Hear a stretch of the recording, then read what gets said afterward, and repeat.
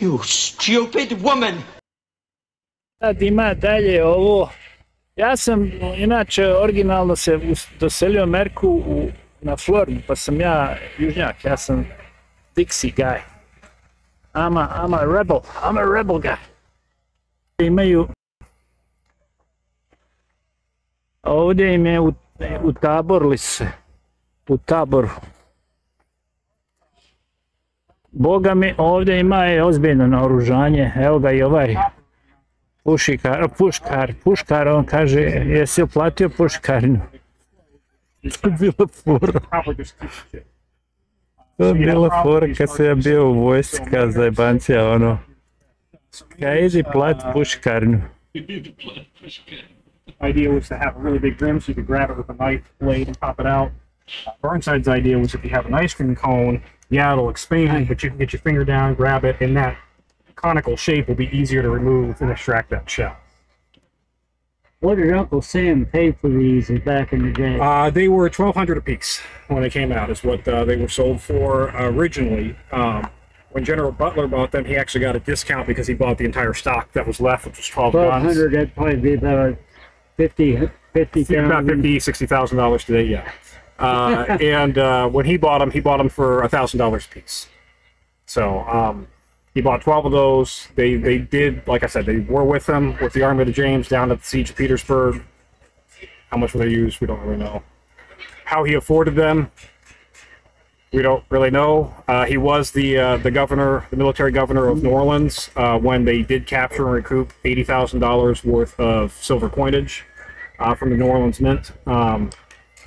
Did they recoup more than $80,000 worth of coinage?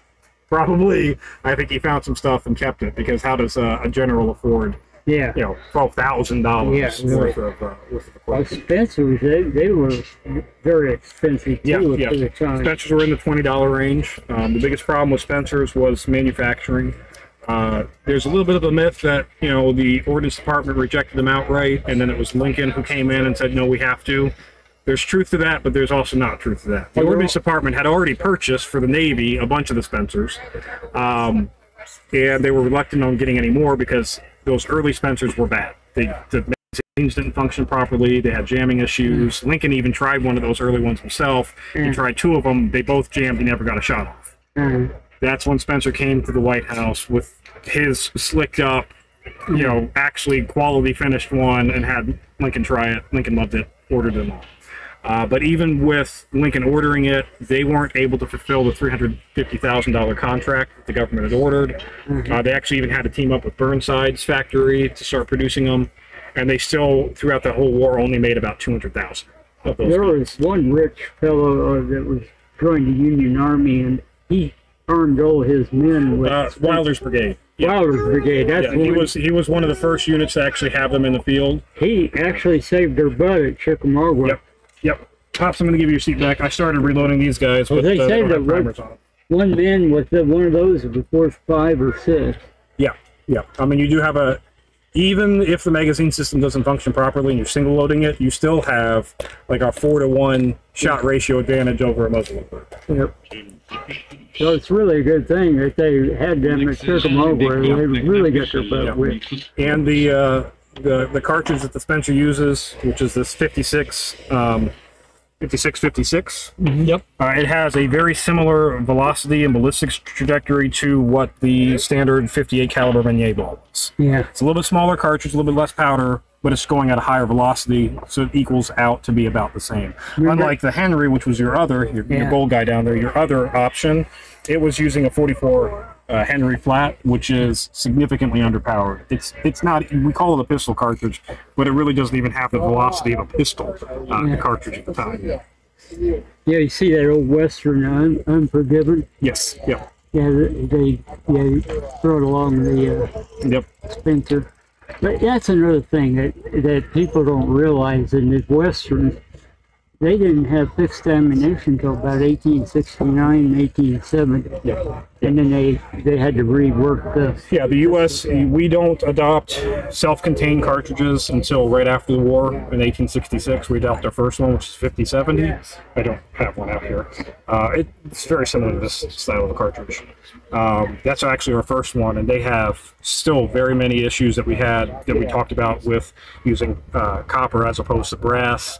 They actually used a split case design where it looks like a rimfire, but the primer is actually in the center. But it's a two-piece case where the case comes together, and you can tell the crimpage. And even in Custer's, when we're using the 4570, they had a problem where they rip that back into the case off and leave the rest of the case in the chamber, and then you got to go dig it out with a knife. The early technology with cartridges wasn't great. Well, there was one that was a break action during the war, with 22, but not very many were used.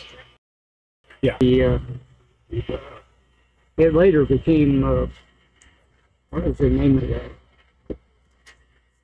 It became an army model that the cavalry used, but they didn't. They finally went with a single action because they had to have that short. But yeah, that was, there were some soldiers bought those 22, but they weren't. Yeah, the pistol 22s would be way down at arcade. Smith & Wesson, yeah, the model ones and 1.5. But we actually got a 1.5 down there. Oh, down there? Yeah. I'll take a look at that. Yeah, it's Hey, stranger. Yep. Isn't that a little dinky thing? Little dinky thing, but yeah, that's the first, fully contained, what you consider modern cartridge. The 1s and 1.5 use the 22. It's not even a 22 long rifle. It's actually 22, what we call a short today. Yeah. And then they had the model 2s, which were using a 32 rimfire cartridge, a little bit bigger. If you're up close, I imagine it wouldn't be too They bad. get the job done. Yeah. It also saves on the complications of loading cap and ball. Yeah. Yeah, that's another thing a lot of people don't realize, that two of the members of the OK Corral may have been using Smith & Wesson. They were the number 3s, which come after the war. They were one of the more popular guns in the West. We always think of it, Colt single action armors and all that. Well, all the gunmen, they use those because they could reload quick. Yeah, the Smith & Wesson 3s were very popular. They still made the 1s. They still made the 2s all through that time period. It's a very concealable firearm. You have your copies that come out. The Manhattan Firearms Company directly copies illegally the Smith & Wesson. Somehow avoid any major lawsuits. They use all kinds of gearing and all kinds of things. Hideaway pistol.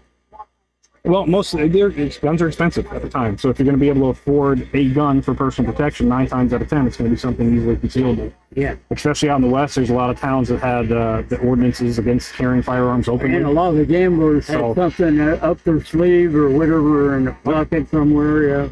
Just like modern days, you want small concealable. Yeah. Yep. Yeah. And then Wild Bill, they claim right up to the end that he probably used the Navy cap and ball. In fact, that's what he had on his body. They said when they He had 2